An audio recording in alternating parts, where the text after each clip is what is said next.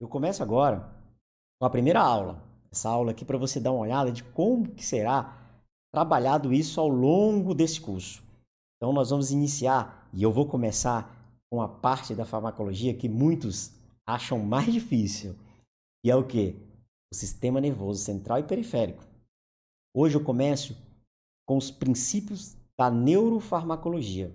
A gente vai começar a entender como que se aprende a entender os mecanismos de ação dos fármacos do sistema nervoso. E aí vai ser muito fácil trabalhar com depressão, com ansiedade, com esquizofrenia, com Parkinson, com Alzheimer, com déficit de atenção e outros. Então, vamos lá? Então, seja bem-vindo a essa empreitada aí de treinamentos em farmacologia. Então, vamos lá? Primeira aula, nós vamos trabalhar hoje com circuito neuronal.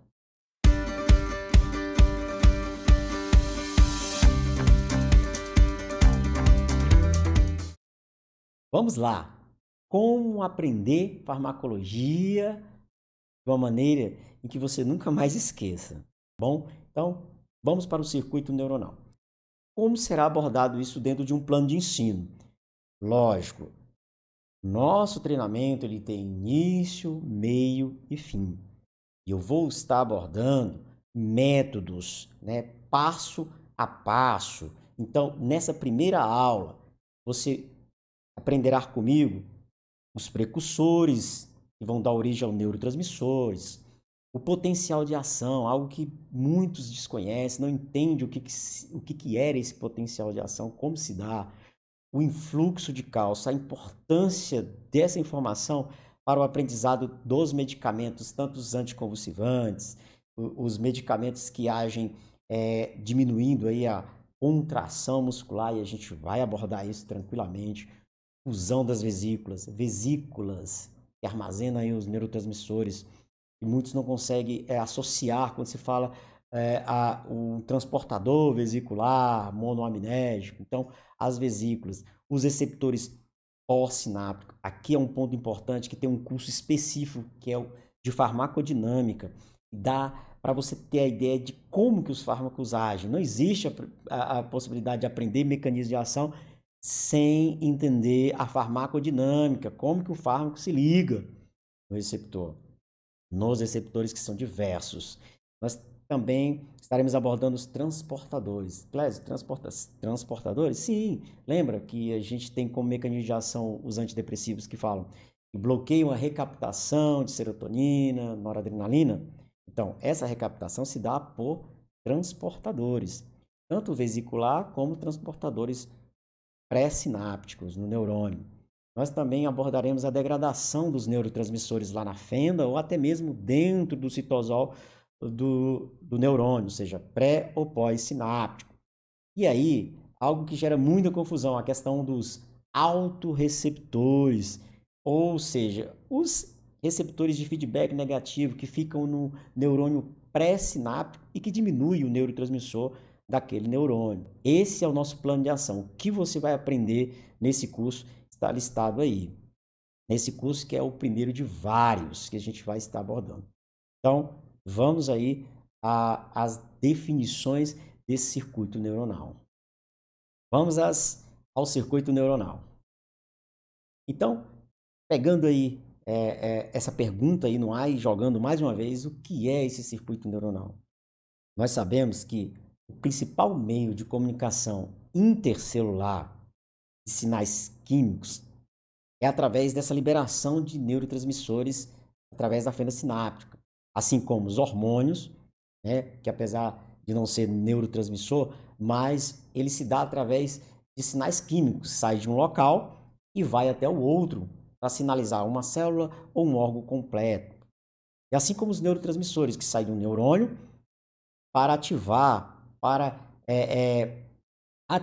um neurônio pós-sináptico ou ativar uma célula-alvo, né, ou um órgão-alvo.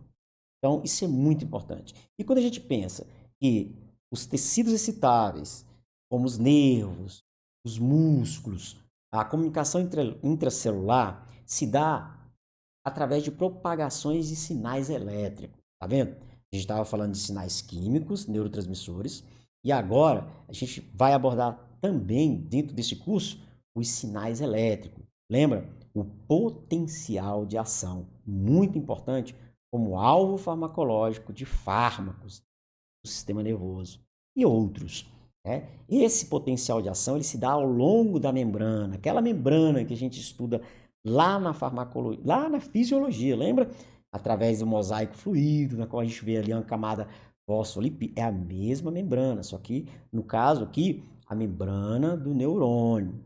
É fosfolipídica, também tem proteínas, tem peptídeos, tem lipídios, canais, entre outros.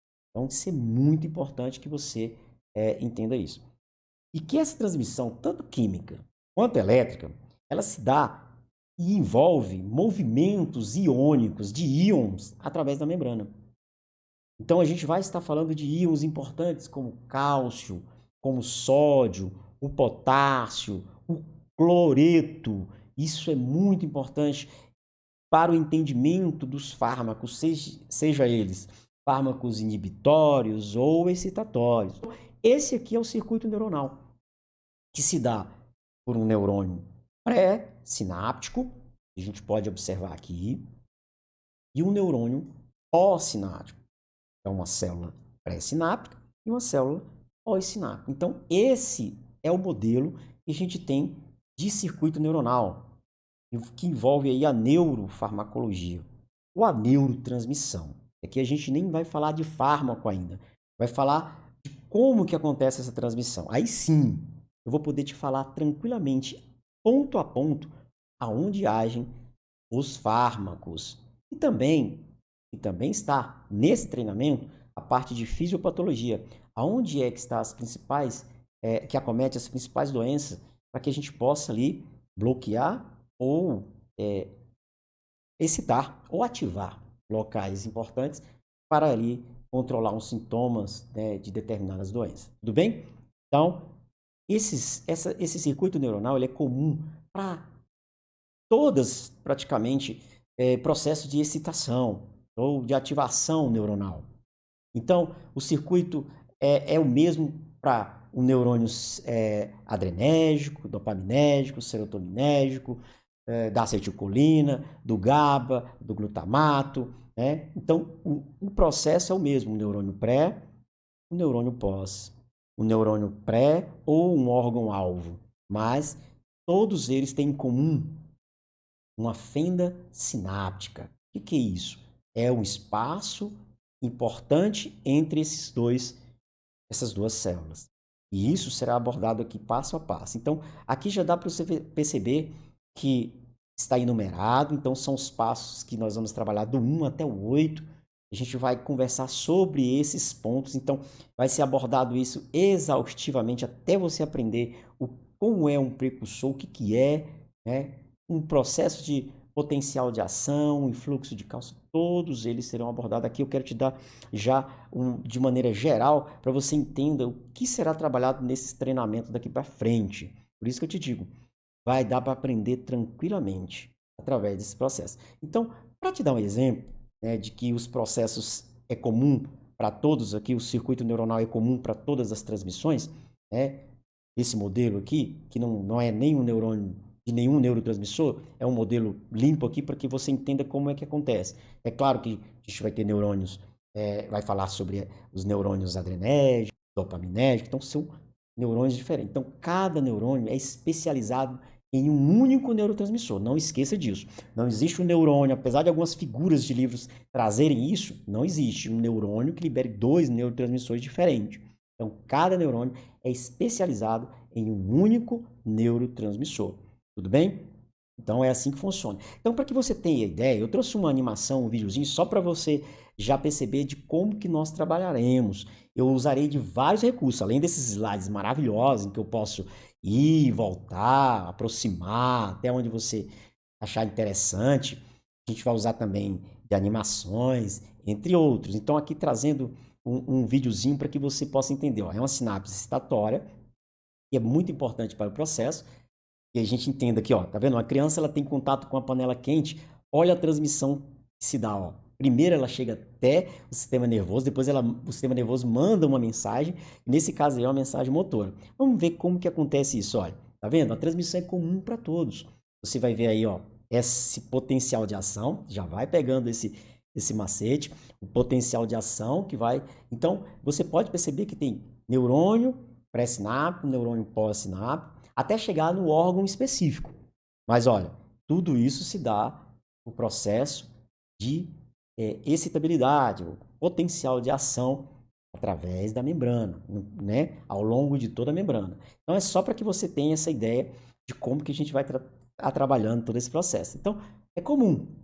Essa transmissão é comum para todos os processos. Então, daí você já pode ter ciência de como que estaremos trabalhando esse circuito neuronal. Tudo bem? Então, vamos lá. Circuito neuronal. Muito empolgado aí, se você parou para assistir essa aula, tranquilo? Então, vem, né? A gente sabe que nem todos vão parar para assistir, acha chato, então eu sinto muito. Desistiu, deixou, perdeu a oportunidade de aprender legal com quem entende. E eu sei muito desse negócio. Então vamos lá, circuito neuronal. Vamos começar pelo precursor. Gente, o que é um precursor? É muito importante você pensar. O precursor é aquilo que dá origem, aquilo que é a base, aquilo que é um insumo.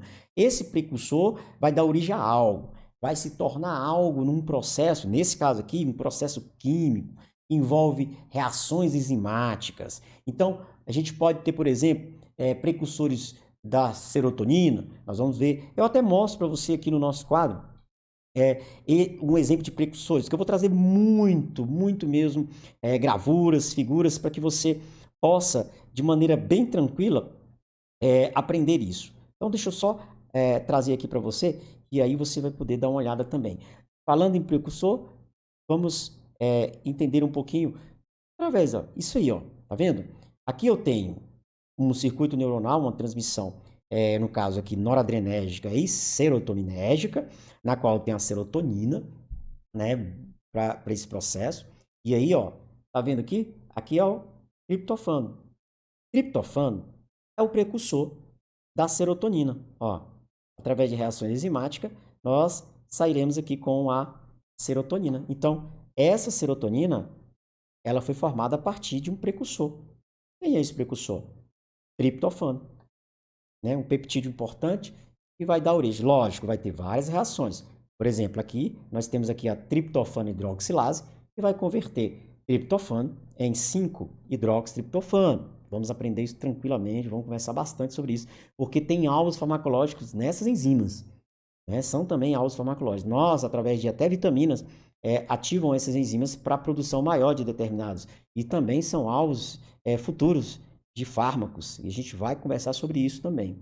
Beleza? Aqui, ó, no outro lado, a tirosina é um precursor de quem? Precursor da dopamina, da noradrenalina, da adrenalina. Ó, que legal. Tirosina é o precursor, né? Que, através da reação da tirosina hidroxilase vai formar a L-dopa, né? A dopa descarboxilase vai transformar a L-dopa em dopamina. E aí nós temos aí o processo seguindo, ó. E aí vai ter algumas hidrólise, que vai transformar em norepinefrina. Eu tenho também uma metilação, que vai transformar em epinefrina, que é adrenalina, noradrenalina. Tudo bem? Tá vendo? Olha que legal. Eu vou trazer essas gravuras, eu vou riscar com você. A gente vai desenhar, a gente vai elucidar todas essas dúvidas que existem, trazendo aqui, ó, diretamente dos livros, ó. Que legal. Isso aqui é interessante, a gente trazer isso dos livros. Aqui mostra esse circuito. Aqui, ó, triptofano, né? E todo o processo. Tranquilo? Então, dá para você já imaginar como vai ser as nossas aulas. Aqui, lembrando que é só uma parte básica. Vamos aprofundar no treinamento específico, que é sobre o circuito neuronal. E estaremos abordando aí. É assim que a gente vai trabalhando. O precursor vai dar origem ao neurotransmissor. Aqui a gente pode perceber, ó, que logo após a ação dessas enzimas, através do precursor que vem muitas vezes da alimentação, a gente vai ter aí a transformação, a conversão em neurotransmissores. Mas quem são esses neurotransmissores? Então, ó, os neurotransmissores são sintetizados por enzimas citoplasmáticas e armazenados aonde? Aqui dentro dos neurônios. Mas Armazenado, professor, como? Armazenado em vesículas. Olha que legal. Essas são vesículas que armazenam os neurotransmissores dentro do neurônio. Por que não pode ficar no citosol, professor? Porque olha, algo que a gente vai trabalhar também, que é a alfa-farmacológica. Olha a mal aqui, monoaminoxidase. Se o neurotransmissor ficar disperso no citosol, ele vai ser degradado a mal. Dentro desse nosso treinamento, nós vamos trabalhar com os neurotransmissores mais importantes. Quais são eles? Vamos lá. Olha que legal. Olha que animação fantástica. Vamos trabalhar com a acetilcolina, né? O precursor da acetilcolina é a qual vai ter um grupo acetil, desculpa, e um grupo colina, que vai se juntar através de várias reações enzimáticas e formar a acetilcolina. Nós vamos trabalhar com a serotonina, lembra? É envolvido aí na depressão, na ansiedade, na enxaqueca. Eu vou elucidar tudo isso junto com você. E aí você vai poder dizer assim, cara, agora eu sei o que é cada um desses neurotransmissores fazem. Porque é muito fácil só entender que a depressão é a baixa de serotonina. E aí, o tratamento, aumentar a serotonina. Beleza. Mas quando você aumenta a serotonina, o que pode acontecer? A gente sabe que a serotonina está envolvida na cefaleia, na enxaqueca, na náusea, no vômito, lembra? Na síndrome serotoninérgica. Então, aumentar a serotonina na ansiedade não é fácil. A gente vai entender isso. Mas só consegue trabalhar com a atenção farmacêutica quando você entende o mecanismo de ação, a função de cada um desses neurotransmissores. Então, cola comigo, não adianta ficar no rasinho, não. Olha a dopamina também, e aí um dos que eu acho muito importante, é o glutamato e o GABA, excitatório e inibitório. Cara, vai ser muito bom nas videoaulas e também nos treinamentos quando a gente começar a trabalhar com glutamato, excitatório, que a gente vai envolver a dor, o GABA que a gente vai envolver a diminuição da ansiedade, ou seja, vamos falar dos ansiolíticos. Então, não vou diretamente no mecanismo do fármaco para que você decore. Não, a gente vai passo a passo, mostrando o caminho até chegar no mecanismo de ação. Aí sim aprende. Essa é a minha metodologia. Eu não vou dizer, o mecanismo de ação é esse, esse, esse. Isso é decoreba, a gente esquece. Mas quando você vai até chegar no mecanismo de ação, aí, filho, fica muito mais fácil. Tá bom? Então vamos lá. Então, esses são os neurotransmissores. E vamos continuar. Já vimos aí o precursor. O precursor vai dar origem ao neurotransmissor, e são esses que nós acabamos de citar. E aí vamos para o passo 2. Lembrando, galerinha, cada passo desse será abordado individualmente, porque é um mundo de aulas, cada passo desse. Falar de serotonina, são circuitos específicos. E o potencial de ação é algo que eu quero chamar a tua atenção muito mesmo. É o alfa farmacológico de muitos dos fármacos. Lembrando que no potencial de ação que a gente vê a transmissão da dor até o corno dorsal e também a via descendente, descendo com a resposta que nós chamamos de uma resposta de diminuição dessa excitabilidade. Então, a resposta mais que diminui mesmo esse processo de dor. Né? Então, e a gente vê uma resposta subindo, levando a dor através de um neurônio excitatório, que é o glutamato, e a gente vê aí descendo uma outra resposta, seja motor ou uma resposta mais, vamos dizer assim, com diminuição da dor, no caso, né? Que a gente entende isso. Então, vamos lá. O que é esse potencial de ação?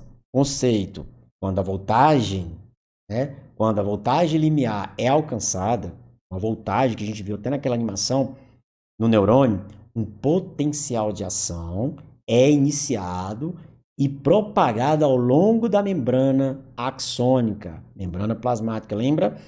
Até a terminação nervosa pré-sináptica.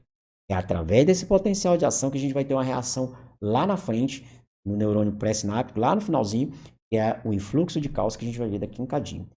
E aí, como eu prometi, a gente tem animações aqui, olha, tá vendo? Essa excitação tá tendo aqui, esse potencial de ação a gente consegue ver. E eu vou mostrar para vocês. Assim como eu gostei de aprender na minha época de pós-graduação, de cursos que eu fiz, eu gostava muito quando o professor mostrava isso. Mostrava animação, mostrava como é que acontece. Então, aqui na despolarização, olha, tá vendo? A entrada de sódio. Então, despolarização não é entrada de sódio e saída de potássio, é entrada de sódio, tá vendo aqui, ó? Aqui a gente pode perceber o tanto que saiu de menos milivolts para mais milivolts. Então, ó, você inverteu a polaridade. Agora sim eu tenho uma repolarização, que é o quê? É a saída do potássio.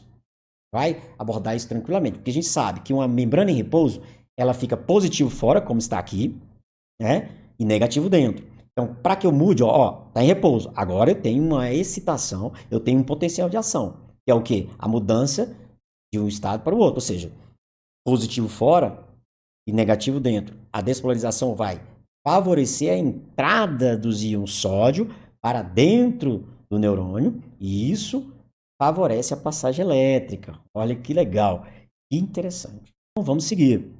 Vamos seguir porque está só começando, tá bom? Então vamos lá. Então vamos para o passo 3, que é um dos mais importantes. Todo o potencial de ação que vem ao longo da membrana culmina, né, com esse processo aqui. É para favorecer esse processo. Que processo é esse, professor? A entrada de cálcio. Mas primeiro, né, fazendo aí uma breve revisão do potencial de ação, essa entrada de sódio. A entrada de sódio faz com que o interior do neurônio fique mais positivo. E isso favorece, quer dizer, o influxo de cálcio. Com essa mudança de polaridade no finalzinho do neurônio pré-sináptico, favorece a abertura, tá vendo? Ó, a abertura desses canais importantes, que é o do cálcio. E aí agora eu tenho a entrada de cálcio para dentro do neurônio. E ó, no passo seguinte eu vou te mostrar a importância desse influxo de cálcio dentro dos conceitos. Ó, essa despolarização da membrana, da terminação nervosa, provoca a abertura dos canais de cálcio dependente de voltagem. Cara, dependente de voltagem, canais dependentes de voltagem, canais ligantes dependentes. Eu vou te ensinar isso lá na farmacodinâmica. É outro curso à parte. E faz parte também desse projeto de aprender farmacologia e nunca mais esquecer. Então, esse influxo de cálcio dependente de voltagem e o influxo de cálcio através desses canais abertos, que foram abertos por conta do potencial de ação que chegou até o finalzinho do neurônio pré-sináptico, eu tenho aí um processo importante que é o influxo de cálcio. E esse influxo de cálcio, olha aqui, ó, vai favorecer o posicionamento, ou seja, a aproximação das vesículas. Lembra das vesículas? A gente vai abordar também muito sobre essas vesículas, mas elas estão aqui cheias de neurotransmissores que são sintetizados a todo momento. Por que tem que ficar em vesícula? Por conta da mal. Lembra que degrada? Então, essas vesículas não podem liberar simplesmente aí o neurotransmissor no citosol para que ele caia ali como enxurrada, para né, que eles caiam aqui. Não. Ó, a entrada do cálcio, lembra? Cálcio faz com que essas vesículas vão se aproximando, ó, se aproximando e se fundem com a membrana pré-sináptica, liberando o neurotransmissor. Esse processo é muito importante para que as enzimas que estão no citosol não degradem os neurotransmissores. Olha, nós vamos aprender isso também. Passo 4 aqui, vamos ver as terminações nervosas, ó. A terminação nervosa pré-sináptica, a rápida elevação da concentração citosólica de cálcio livre provoca a fusão das vesículas, aquilo que eu estou comentando com você. Fundiu, liberou e agora os neurotransmissores estão na fenda sináptica. Então, passo 4, fusão das vesículas. Passo 5, 5A, 5B, é a famosa sinapse. Aqui, ó, lembra a fenda sináptica? Então, agora o neurotransmissor. Tá vendo que o neurotransmissor não tem nome aqui, porque é só para ensinar isso primeiro. A gente vai falar de todos os neurotransmissores que eu citei nessa primeiro momento. Então, aqui é só para dizer como que acontece o processo geral.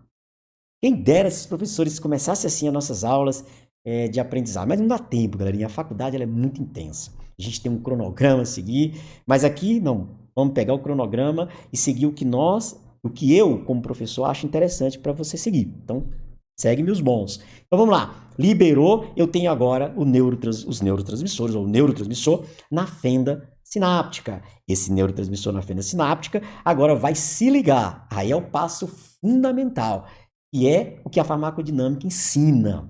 Por que é importante entender receptores? Ó, agora sim, aqui eu tenho um receptor, olha que legal, um receptor ionotrópico, que pode ser ligante dependente, que é no caso desse, ou voltagem dependente.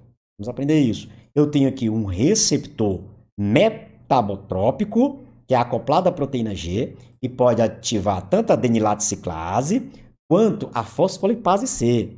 E vai gerar, segundos mensageiros. Então vamos abordar aqui agora. Isso vai ser abordado lá na farmacodinâmica. O que esse AMP ciclo faz? O que no caso da fosfolipase C, o inositol trifosfato faz? O diacilglicerol, o cálcio, que está entrando aqui como segundo mensageiro. Então, muito da farmacologia que a gente aprende é o básico. Se ligou, fez a ação. Simples assim. Não, tem um processo intracelular que depende do receptor e do seu ligante. Aqui é a fenda sináptica. Então, aqui a gente pode ver os receptores. Dentro da fenda sináptica, a gente tem também as enzimas que degradam. No caso aqui, tem a CONT, tem a MAL também, que fica mais interno, mas tem a CONT, e que também é alvo farmacológico, por exemplo. Aqui também, se for uma transmissão da acetilcolina, uma transmissão muscarínica do parasimpático, a enzima que degrada seria a acetilcolinesterase. Lembra que a neostigmina, fisostigmina bloqueia essa enzima? Então, é só para que você entenda. Aqui, os organos fosforados bloqueiam a acetilcolinesterase. É claro que se não tem uma enzima que degrada, eu acabo aumentando a quantidade de neurotransmissores da acetilcolina na fenda. É assim que funciona. Bom, então, mais um passo importante para esse nosso conhecimento. Então, vamos para um próximo momento, que é o passo 6. O passo 6 ele está dividido em A e B, que é aquele que eu citei anteriormente, que é das enzimas que degradam, e aqui o transportador do neurotransmissor. Lembra que quando fala, o mecanismo de ação dos antidepressivos é bloquear a recaptação de serotonina, noradrenalina, lembra? Então, esse aqui é o transportador desse tal de recaptação. Então, quando se fala em recaptação de serotonina, é através de transportadores. Que através de ações de entrada de cálcio vai entrar também o neurotransmissor. Então, como conceito, a gente até aprende assim, a estimulação da célula pós-sináptica, lembra? O neurotransmissor foi liberado, ativou lá os seus receptores, ativou o neurônio pré-sináptico, seja excitando ou inibindo, e aí termina essa ação do neurotransmissor lá naqueles receptores, eles sofrem duas ações importantes, a remoção do neurotransmissor e a dessensibilização do receptor pós-sináptico, ou uma combinação de ambos. Então a gente vai ver aí uma degradação do neurotransmissor, parte dele é degradado, quando ele para de fazer seu efeito, e parte dele é recaptado para dentro do neurônio pré-sináptico, para ser armazenado novamente em vesícula. Mas lembrando, vai haver uma degradação de parte. Nesse caso aqui, se a gente pensar, o neurotransmissor ele vem, entra, mas ele tem que passar aqui pelo citosol. Parte dele é degradado pela MAL, e aí parte dele é armazenado novamente na vesícula para um momento posterior ele seja liberado. Mas olha, inibir a MAL é mecanismo de ação de fármaco antidepressivo, lembra? Selergelina, entre outros bloqueadores da MAL, inibidores da MAL. Bloqueia a MAL, é claro que eu não deixo que essa enzima degrade e eu acabo aumentando o neurotransmissor e acabo também aumentando a liberação. Então, se eu bloquear esse transportador, eu favoreço um aumento desse neurotransmissor aqui na fenda, aonde o neurotransmissor deve estar para fazer seu efeito. Gente, o neurotransmissor dentro de vesícula não faz nada. Dentro do citosol, nada. Ele só vai fazer efeito se ele estiver na fenda, porque aí ele vai ter a oportunidade de se ligar nos seus respectivos receptores farmacológicos, se a gente pensar assim, porque aí é alvo de bloquear. A gente pode bloquear cada um desses receptores com fármacos. Tudo bem? Se for, eu estava citando aqui da acetilcolina, a gente sabe que tem a atropina que bloqueia os receptores importantes da acetilcolina. Bom? E aí, como é que tá? Vocês estão compreendendo? Vocês estão entendendo o que vai ser trabalhado nesse treinamento? É um vídeo longo? Sim, porque não vai ter como fazer vídeos curtos, porque é um treinamento. E aí, vamos lá? E aí a gente viu aí os transportadores de neurotransmissores. É o mesmo princípio. Quando eu tenho muito neurotransmissores na fenda sináptica, eu tenho esse mesmo neurotransmissor se ligando nesse receptor pré-sináptico para que ele possa, olha uma ação importante desse receptor. Se for no caso da adrenalina, da noradrenalina, é o alfa-2. A serotonina é o 5-HT1, B, C, né? Então, olha que interessante. Esse receptor pré-sináptico, ele faz isso, tá vendo? Olha o que aconteceu. Ele diz, olha, para de entrar cálcio, já que tem muito na fenda, para de entrar cálcio, e se o cálcio não entra, as vesículas não liberam. O neurônio pré-sináptico, que nós chamamos de autorreceptor, ele é importante para diminuir a liberação do neurotransmissor. Por exemplo, a gente tem a clonidina. Ela é agonista alfa-2 de um autorreceptor. Então, a clonidina ela é agonista de um receptor adrenérgico e diminui a liberação da adrenalina, da noradrenalina. É isso que o aluno não entende. Ó. Um agonista adrenérgico que diminui a adrenalina. A gente sempre atribui a antagonista que diminui, né? Mas, calma. Eu vou explicar isso com casos clínicos, com exemplos. Lembrando, a gente vai trabalhar muito com caso clínico. Muito mesmo com casos clínicos. Então, esse é o processo que eu queria estar passando para vocês hoje. É o circuito neuronal e é o primeiro passo. Primeiramente, entender. Fazendo uma breve revisão. Passo 1, precursor. Quem são os precursores? É o que vão dar origem ao neurotransmissor. E através de várias ações enzimáticas, vão dar origem ao neurotransmissor. E a gente viu no passo seguinte aí, que esse neurotransmissor, os principais são serotonina, dopamina, acetilcolina, noradrenalina, adrenalina, GABA, glutamato. E que esses neurotransmissores são armazenados em vesículas, até mesmo para proteger aí das enzimas que degradam. E que no passo 2, esses neurotransmissores que estão ali armazenados quietinhos, sem fazer nenhuma ação, seja de excitação ou de inibição, eles estão ali paradinhos, guardados, armazenados, vesículas. Só através de um estímulo que vai gerar um potencial de ação ao longo da membrana axônica, que no finalzinho, esse potencial de ação, que é a entrada de sódio, que é a mudança do estado positivo fora para negativo, e dentro que estava negativo fica positivo, aí eu tenho uma despolarização que sai de menos milivolts, para mais milivolts. E aí eu tenho também essa propagação que vai até o finalzinho ali do neurônio pré-sináptico e vai favorecer a abertura dos canais de cálcio, voltagem independente. Lembra que está tendo uma voltagem aí do potencial de ação que favorece essa abertura dos canais de cálcio. O cálcio começa a entrar, há um influxo de cálcio para dentro do neurônio, do citosol. Essa concentração de cálcio, através de vários processos, vão favorecer a liberação do neurotransmissor. Como? As vesículas que estão mais no centro do neurônio, mais para o interior do neurônio, vão começar a se aproximar da periferia ali, da membrana, e vão se fundir com essa membrana, liberando aí a quantidade de neurotransmissores. Esses neurotransmissores na fenda sináptica, eles vão fazer a ação ultra mega importante, a principal ação, que é se ligar nos seus respectivos receptores. E aí, eu também citei que tem vários tipos de receptores que nós vamos aprender na farmacodinâmica. Receptor ionotrópico, metabotrópico, que aí são acoplados à proteína G, que ativa a DNA ciclase ou a fosfolipase C, que vão gerar vários segundos mensageiros, a MP ciclo, GMP ciclo, inositol trifosfato, diacilglicerol, cálcio. Então, é estranho esses nomes? Sim, nós estamos começando agora, seu cérebro ainda está destrinchando isso, mas nós vamos devagarzinho, eu vou destrinchar todas essas informações e você vai aprender de fato. E aí a gente viu também que nessa fenda sináptica, o neurônio, depois de estimular o pós-sináptico, ele é dessensibilizado, ele volta, ele sai dessas ligações dos seus receptores e ele tem duas ações que acontecem com esse neurotransmissor. Ou ele é degradado, ou é recaptado. Então, o neurotransmissor ele sofre essas duas ações. Degradação por enzimas, a gente citou aí a acetilcolinesterase, a CONT, no caso da adrenalina, e também tem a MAO. E aí, um outro ponto, ele é recaptado através do transportador de neurotransmissor para ser guardado novamente em vesículas para ser liberado em um momento posterior.